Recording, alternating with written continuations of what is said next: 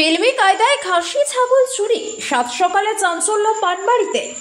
রবিবার সকালে ফিল্মি কায়দায় খাসি ছাগল চুরির ঘটনায় ব্যাপক চাঞ্চল্য ছড়ালো ময়নাগুড়ি ব্লকের রামসাই গ্রাম পঞ্চায়েতের পানবাড়ি এলাকায়। জানা যায়, সকাল প্রায় 9টা নাগাদ একটি অল্টো গাড়িতে করে দুষ্কৃতীরা পানবাড়ি অফিস পাড়া সংলগ্ন এলাকা থেকে একটি ও রামসাই এলাকা থেকে একটি করে খাসি ছাগল তুলে নিয়ে পালিয়ে যায়।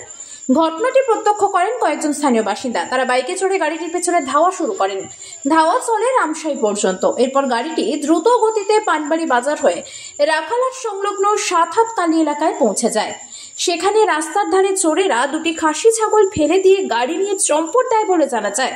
এই ঘটনায় রীতিমতো ব্যাপক চাঞ্চল্য সৃষ্টি হয়েছে গোটা এলাকা জুড়ে। কি হয়েছে?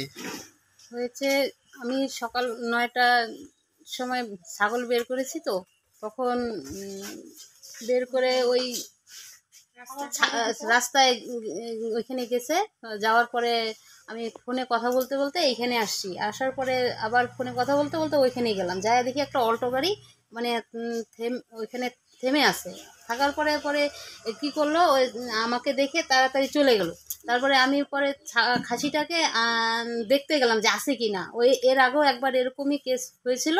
তো বিস্কুট দেখে গাড়ির সামনে নিয়েছে, নিয়ে কি করলো, এই গলা ধরে গাড়িতে উঠাচ্ছিল।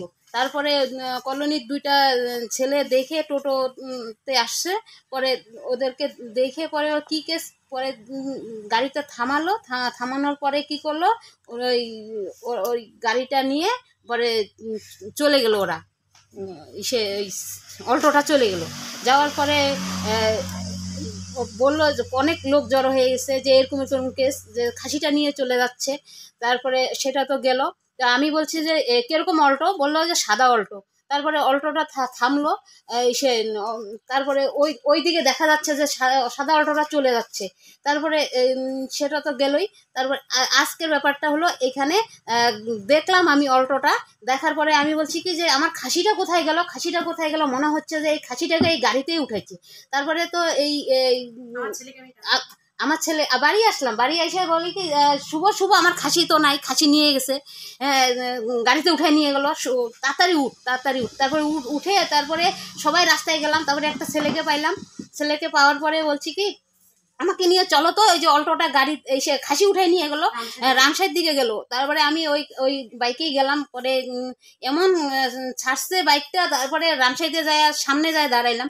দাঁড়ানোর পরে বললাম কি যে দাঁড়াও বলতে বলতে ও গাড়ি ব্যাক করে তারপরে আবার এই দিকে আসছে, পানবাড়ি হয়ে আসছে। আসার পরে আমি ছেলেকে ফোন করলাম, বলে তোরা ওখানে সবাই দাঁড়া, আমি গাড়িটা আবার এই সৌদামণি স্কুলের দিকে আসছে।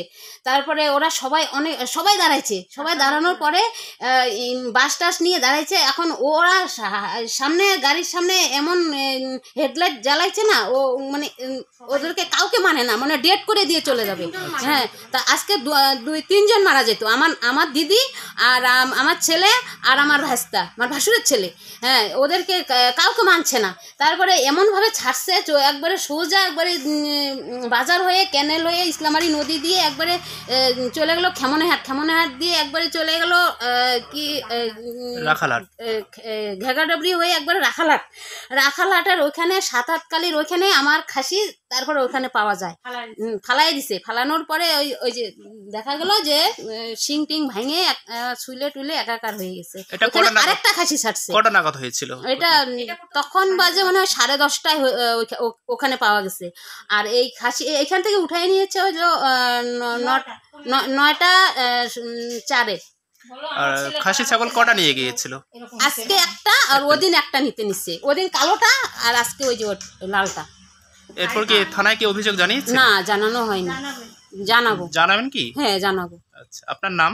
আমার নাম সরস্বতী মজুমদার। এটা কোন এলাকা?